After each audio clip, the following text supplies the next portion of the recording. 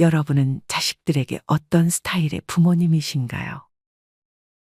누군가는 자식이 잘 됐으면 하는 마음에 자식들의 선택에 자신의 의견을 따르게 하고, 누군가는 똑같이 자식이 잘 됐으면 하는 마음에 자식이 어떤 선택을 하든 요청하기 전에는 자식의 일에 참견하지 않습니다. 전자와 같은 스타일의 부모님들은 다음과 같은 생각을 합니다. 자식을 믿고 싶은데 하는 행동을 보면 도무지 믿음이 안 가요. 반면 후자의 경우는 다음과 같은 생각을 합니다. 저는 30대 두 아들을 두고 있는데 크게 바라는 거 없이 잘 살고 있어요. 성인 됐으니 이제 독립적으로 잘 살라고 말도 했고요. 저는 정말로 아들들이 저보다 잘났다고 생각합니다. 그럴 수밖에 없잖아요. 젊은 사람들이 나이 든 우리보다 얼마나 똑똑한가요? 새로운 지식이나 영어나 능력이나 전부 부모 세대인 저보다 잘한다고 생각해요.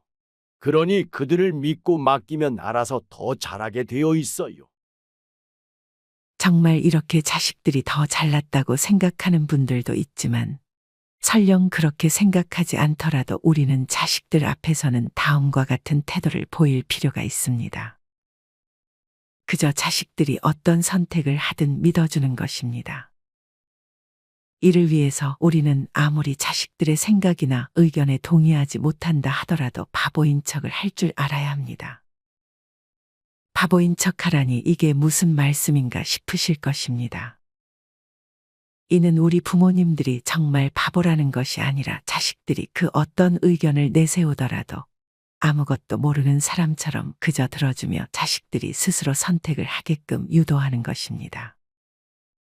자식의 의견이 설령 마음에 들지 않는다 하더라도, 자식의 선택이 안 좋은 결과로 이어지더라도 자식들은 그 선택을 자기 스스로 내림으로써 그 과정에서 또한 많은 것을 깨달을 것입니다.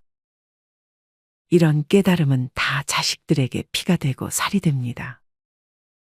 성인이 되고 결혼까지 했음에도 이사를 가거나 차를 살 때도 부모님에게 전화의 허락을 받는 자식들이 있습니다. 이렇게 지나치게 부모에게 의존하게끔 자식을 키운다면 자식은 자기 혼자인 상황에 놓였을 때 아무리 나이가 들어도 혼자 판단을 할 수 없게 됩니다. 반면 나이가 많지 않아도 어떤 결정에 있어서 자식이 스스로 판단하게 하는 습관을 길러준다면 20대 초반의 나이일지라도 독립적인 사람으로 자랄 수 있습니다. 이렇듯 우리는 자식이 어떤 선택을 하든 지금 이 순간부터라도 믿고 맡기는 연습을 해야 합니다. 그렇다면 어떻게 하는 게 자식을 믿어주는 것일까요? 자식을 믿어주기 위해서는 첫째, 한 걸음 물러서기를 실천해야 합니다. 여러분은 헬리콥터 부모라는 말을 들어보셨나요? 헬리콥터 부모란 자식의 머리 위에서 헬리콥터처럼 떠다니며 부모의 권위를 내세워 모든 일에 지나칠 정도로 간섭하려 드는 부모를 의미합니다. 경기도에 사는 58세 최정숙 씨는 대학을 졸업한 아들에게 불만이 많았습니다. 최 씨의 아들은 취업을 준비하면서 마케팅과 관련된 직무에 관심이 많았습니다. 하지만 최 씨는 아들이 그냥 안정적인 공무원이 되기만을 바랬습니다. 무슨 마케팅이야? 그런 직업은 안정적이지가 않잖아. 그냥 공무원 시험 봐. 네가 아직 사회를 몰라서 그래. 엄마 말 들어. 그렇게 최 씨의 아들은 엄마의 강요에 못 이겨 공무원 시험을 준비했지만 관심이 없는 분야라 동기부여가 되지 않았고 자신이 원하는 삶을 선택하지 못했다는 생각에 좌절감을 느꼈습니다. 최 씨의 아들은 그렇게 3년째 공무원 시험 준비를 하다 결국 시험에 합격하지 못했고 공무원이 되기를 포기했습니다. 최 씨의 아들은 엄마 때문에 3년이라는 시간을 잃어버렸다며 엄마를 크게 원망했습니다. 하지만 최 씨의 아들은 이후에도 큰 결정을 할 때마다 번번이 엄마를 찾아갔습니다. 회사를 취직할 때 어떤 회사에 들어가야 하는지, 어떤 여자와 결혼해야 하는지까지 이제 엄마의 허락이 없으면 결정을 하지 못하는 지경에 이르렀습니다. 어느 순간 최 씨의 아들은 혼자서는 아무것도 결정하지 못하는 사람으로 자랐습니다. 최 씨는 아들은 자기가 없으면 아무것도 못한다며 더더욱 아들의 선택에 간섭했습니다. 갈수록 최 씨는 아들을 자기와 동일시하며 아들을 구박했고 아들은 항상 불안한 마음을 지녀야 했습니다. 이처럼 과도한 헬리콥터 부모 성향을 보이는 부모님들은 자녀의 성적이나 결혼식, 심지어 출산 등을 마치 자기 자신과 동일시하는 경향이 있습니다. 게다가 항상 완벽함을 추구하려 들고 무엇이든 잘해야 한다는 생각을 갖는데 이는 당연히 자녀뿐 아니라 부모 자신에게도 불안한 감정을 야기시킵니다. 부모는 이런 불안한 마음으로 인해 자식의 세세한 생활까지도 전부 관리하려 들고 이 과정에서 당연히 자녀의 독립심은 약해질 수밖에 없는 것입니다. 자식들은 부모의 기대치에 부응하고자 하는 과정에서 정신적인 스트레스를 겪고 우울증에 빠지기도 합니다. 하지만 이렇게 자꾸 자신의 의견을 자식이 따르게 강요하면 오히려 역으로 자식들이 더 적극적으로 공격적인 태도로 돌변하거나 반항적인 순종을 하게 됩니다. 여기서 말하는 반항적인 순종이란 자식이 부모가 하지 말라고 한 행동을 하지는 않지만 긍정적으로 더 행동하지도 않는 것을 의미합니다. 이런 상황에서 부모는 자식을 이기려고 하지 말고 한 걸음 물러나는 지혜가 필요합니다. 사실 부모가 자녀보다 더 똑똑하지 않거나 힘이 없어서 물러나는 것이 아닙니다. 그저 부모는 이때 힘을 어떻게 조절해 나가며 긍정적으로 사용할 것인지 자식에게 보여주는 것이 중요한 것입니다. 만약 이렇게 한 걸음 물러서지 않고 매번 자식과 힘겨루기를 한다면 자식들은 나중에는 무의식적으로든 의식적으로든 안갚음하고자 하는 마음이 생기게 될 수밖에 없습니다. 이런 상태가 되면 자식들은 자기가 상처받은 만큼 부모에게 상처를 주게 되고 부모는 또 자녀에게 보복하게 되며 악순환의 고리에 빠지게 될 수 있습니다. 결국 자식은 더 이상 긍정적인 행동을 통해서 인정받지 못한다고 생각하고 희망을 상실한 채 더 이상 잃을 것이 없다고 생각합니다. 이후의 단계에서 자식은 무능력감을 느끼며 자신을 쓸모없는 인간이라 여기게 되고 능동적이지 못한 수동적인 사람이 되어버립니다. 자식이 이렇게 되길 원하지 않는다면 우리는 한 걸음 물러서는 연습을 해야 합니다. 당연한 얘기이지만 자식에게 함부로 하면 안 됩니다. 부모로서 존중받고 싶다면 당연히 자식을 먼저 존중해 주어야 합니다. 숭실사이버대 이호선 교수님의 말에 의하면 부모의 역할은 0에서 1세까지는 보육자, 1에서 3세까지는 양육자, 유치원 시기에는 훈육자, 초등 시기에는 격려자, 청소년기에는 상담자, 성인기에는 동반자, 즉 수평관계가 된다고 합니다. 또한 정신건강의학 최명기 원장님은 내 자식이 잘 되길 바라면 성공하고 잘 되길 바라는 마음을 버리고 한 걸음 물러나며 자식의 인생에 끼어들지 말라고 말했습니다. 자식의 인생에 부모가 방해물로 인지하지 않게 하는 것이 중요하다고 강조했습니다. 또 어떤 분은 살아보니 자식을 존중하면 그 존중이 돌아온다고 직접 경험담을 글로 남겨주기도 하셨습니다. 여러분은 충분히 자식을 존중해주며 한 걸음 물러서는 법을 잘 실천하고 계신가요? 나는 관심이라고 생각해 한 얘기가 자식들에게는 그 관심이 모두 간섭처럼 느껴질 수도 있다는 사실을 항상 기억하시고 한 걸음 물러서는 연습을 한 번씩 해보셨으면 좋겠습니다. 자식을 위해서 지켜야 할 두 번째는 자식에게 돈이 새는 깨진 항아리가 되지 않는 것입니다. 즉 자식들에게 돈줄이 되어서는 안 된다는 의미입니다. 사실 우리나라는 아직도 대학 등록금은 물론 결혼 비용의 집까지 부모님이 지원해주는 경우가 흔합니다. 하지만 안 좋은 것은 이렇게 자식에게 등록금이나 결혼 비용 혹은 집을 해줬으니 자식에게 간섭할 권리가 생겼다고 착각해 집착하게 되는 것입니다. 물론 자식들에게 이 정도는 도와야 한다고 생각하는 부모님들도 계시지만 그렇게 해줄 거면 적어도 해준 이후에 자식들에게 무언가를 바라지는 말아야 합니다. 무언가를 바라게 될 것 같으면 차라리 해주지 않는 편이 더 나을 수 있습니다. 많은 분들이 이제는 아시겠지만 제일 경계해야 할 것 중 하나가 노후 자금으로 자식을 도와주는 것입니다. 60대 퇴직자 김형섭 씨는 노후 자금으로 투자를 해보겠다는 자식에게 자그마치 2억의 돈을 빌려줬습니다. 말이 빌려준 거지 차용증 같은 것을 쓰지도 않았으니 사실상 준 것이나 다름없었습니다. 하지만 김 씨의 자식은 주식의 주자도 모른 상태로 남 이야기만 듣고 2억이 넘는 돈을 주식에 투자해서 사기를 당했습니다. 김 씨의 자식은 그렇게 사기를 당하고도 자신이 아닌 부모를 원망했습니다. 당연히 김 씨도 자신의 선택을 크게 후회했습니다. 반면 지방에 사는 60대 강신범 씨는 돈이 없어 자식을 도와주지 못한 것을 한탄했습니다. 하지만 지나고 보니 강 씨는 오히려 자신이 돈이 없어 도와주지 못했다 보니 자식이 스스로 헤쳐나가더라며 지금 생각하면 돈이 없었던 것이 자녀를 바로 서게 만든 것 같다고 말했습니다. 이렇게 자녀들이 잘 되길 바란다고 해서 돈줄이 돼서는 절대 안 됩니다. 도서 백만장자 불변의 법칙의 내용에 따르면 진짜 부자 부모들마저 자녀를 키울 때 다음과 같은 원칙들을 꼭 지킨다고 합니다. 첫째, 자식들이 성숙하고 엄격하며 어른스러운 생활 습관과 직업을 가지기 전까지는, 즉 스스로 독립적인 인간이 되기 전까지는 부모가 가진 재산에 대해 일절 알아채지 못하게 하는 것입니다. 둘째는 아무리 돈이 많아도 자녀들에게 절제와 근검절약을 가르치고 협상 전략의 일환으로 자녀에게 현금이나 고가의 선물을 주지 않는 것입니다. 그리고 마지막 셋째는 성인 간의 가족 문제에 참견하지 말고 자녀들 각자가 개별 인격체라는 것을 잊지 않는 것입니다.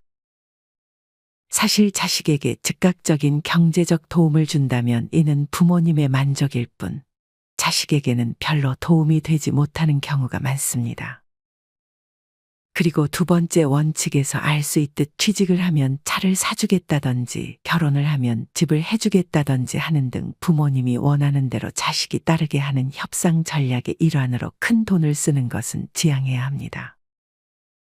그리고 마지막 세 번째 원칙에서 알 수 있듯 자식의 문제에 개입하지 말고 앞서 말했던 한 걸음 물러서서 기다려줄 줄 알아야 합니다. 제일 실천하기가 어렵지만 중요한 것이니 항상 기억하셨으면 좋겠습니다. 경제적인 지원 대신에 부모님이 자식에게 가장 쉽게 해줄 수 있는 것 중 하나가 바로 칭찬입니다. 여러분들은 자식들에게 칭찬을 잘 해주는 편이신가요? 여기서 말하는 칭찬이란 내가 생각했을 때 자식들이 듣고 싶어 할 것 같은 말을 하는 것이 아니라 자식들이 정말 듣고 싶어 하는 칭찬을 해주는 것입니다. 만약 칭찬을 어떻게 해야 할지 모르겠다면 다음과 같은 방법을 써보시면 좋습니다. 첫째는 무언가를 잘못했을 때 눈에 불을 켜고 지적하는 것 대신 잘한 것이 있다면 그것에 대해 한 번 더 칭찬해 주는 것입니다. 둘째는 결과보다는 과정을 인정해 주는 것입니다. 취업에서 떨어졌을 때, 하던 사업이 잘 되지 않았을 때, 그럴 때일수록 인정과 격려를 해주는 것이 필요합니다. 자식들은 무언가 결과가 좋지 않을 때 주변 친구들에게 알리기를 꺼려할 것입니다. 이럴 때일수록 부모님의 칭찬과 인정 한마디가 자식들에게 큰 힘이 될 것입니다. 비록 결과가 좋지 못했더라도 네가 그 과정에서 정말 노력했다는 것을 알아. 이런 말 한마디가 자녀의 자존감을 크게 올려줄 수 있습니다. 세 번째는 그저 잘했다고 말만 하는 것보다 고마움과 반가움 등의 솔직한 감정을 함께 표현하는 것입니다. 집에 자식이 오랜만에 방문하면 잘 왔다고만 말하는 것이 아니라 네가 와서 얼마나 반가운지 몰라 하고 표현을 해주는 것입니다. 부모가 해줄 수 있는 최고의 칭찬은 자녀의 존재 자체와 자녀의 행동으로 인한 고맙고 기쁜 감정들을 표현하는 것입니다. 만약 위의 방식대로 하는데도 자식들이 별로 좋아하는 것 같지 않다면 자식들에게 직접 어떤 말을 들을 때 기분이 좋냐고 물어보는 것도 좋습니다. 이쁘다는 말을 자주 듣고 싶어 하는 자식도 있을 거고 부지런하다는 말을 듣고 싶어 하는 자식도 있을 것입니다. 이처럼 잘 모르겠으면 자식들에게 직접 물어보고 자식들의 대답을 잘 기억해뒀다가 나중에 한 번씩 자식들이 듣고 싶어 하는 칭찬을 해주면 좋을 것 같습니다. 물론 쓸데없이 오버하는 칭찬도 자식을 망치는 지름길이 될 수 있기 때문에 칭찬을 너무 남발하기보다는 가끔씩 칭찬의 기술을 사용하면 더 좋을 것 같습니다. 자식을 위해서 지켜야 할 세 번째 지혜는 자식 앞에서 어른답게 행동하는 것입니다. 자식들이 다 컸는데도 불구하고 아직까지도 자식 앞에서도 욕이 입에 붙어 있고 남들과 비교하는 부모님들이 계십니다. 우스갯소리로 지금 이 시대에 노인은 있고 어른은 없다는 말이 있습니다. 이는 즉 나이는 들지만 진정한 어른으로 자라는 사람들이 그렇게 많지는 않다는 의미입니다. 하지만 우리는 자식이 다 컸더라도 자식들 앞에서만큼은 어른의 모습을 보여줄 필요가 있습니다. 부모 자식 관계에서 다음과 같은 명언이 있습니다. 당신의 자녀는 당신이 되어갈 것이다. 그러므로 당신은 당신이 원하는 모습이 되어야 한다. 자식들의 앞에서 안 좋은 모습을 보인다면 자식들이 무의식적으로 그 행동을 닮아갈 수 있다는 사실을 꼭 기억해야 합니다. 서울에 사는 38세 이미영 씨는 엄마의 전화가 오면 한숨부터 쉬었습니다. 이 씨의 엄마는 이 씨가 전화를 받으면 첫 마디가 이 씨에 대한 비난으로 시작했습니다. 이 씨를 비롯한 자식들 모두 사회적으로 나름 성공하고 어릴 때 사고 한 번 치지 않았지만 엄마의 눈에는 자식들의 단점만 보이는 것 같았습니다. 이 씨의 엄마는 잘하는 것에 대해 칭찬은 절대로 하지 않고 단점에 대해서만 지적하고 비난했습니다. 반대로 자식들이 엄마의 단점을 한 번 지적하면 난리가 났습니다. 결국 이 씨를 비롯한 자식들은 이 씨의 엄마와 최대한 멀리 떨어져 살았습니다. 이 씨 엄마의 모습은 전혀 성숙하지 못한 어른처럼 보입니다. 이런 사례도 있었습니다. 취업한 딸이 엄마를 데리고 여행을 여러 번 갔습니다. 딸은 엄마에게 물었습니다. 이렇게 돈 벌어서 엄마 데리고 여행 다녀주니 고맙지? 하지만 엄마는 딸에게 네가 당연히 해야지. 네가 그럼 그 정도도 안 하면 되겠냐고 말했고 다시 물어도 고마운 마음은 절대 없다고 답했습니다. 그 이후로 딸은 엄마를 데리고 다시는 여행을 가지 않았습니다. 딸의 물음에 저렇게 답하는 것은 별로 좋은 답은 아니라는 생각이 듭니다. 그렇다면 자식들 앞에서 어떤 점을 주의해서 말을 해야 할까요? 가장 중요한 것은 습관적으로 하소연을 하지 않는 것입니다. 네가 그러면 엄마가 힘들어. 안 그래도 힘든데 너까지 왜 이래?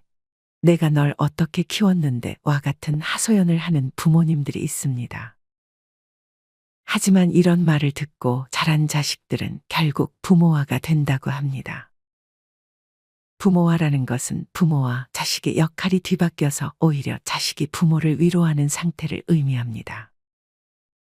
하소연을 하는 것은 별로 좋지는 않지만 누군가에게 하소연을 하고 싶다면 자식들이 아닌 친구나 지인에게 하는 것이 좋습니다. 물론 하소연도 너무 남발하면 친구와 지인도 별로 좋아하지는 않을 것입니다. 자식에게 하소연을 하는 것은 부모로서 하지 말아야 할 대표적인 행동 중 하나입니다. 앞서 자식들이 듣고 싶어하는 칭찬을 해주는 것이 중요하다고 했는데 이에 못지않게 중요한 것이 자식들이 상처받는 말을 하지 않는 것입니다.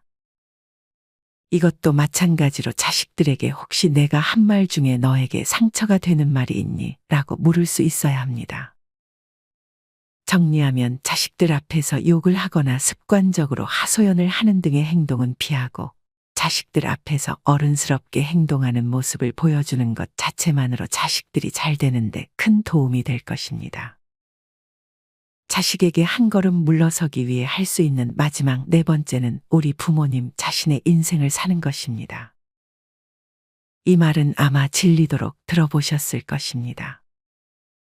하지만 그만큼 중요하기 때문에 많은 전문가 분들이 이런 말씀을 하시는 것 같습니다. 사실 60대 이후가 되면 가장 활발하게 자기에게 투자하고 버킷리스트를 실행하기 정말 좋은 나이인 것 같습니다.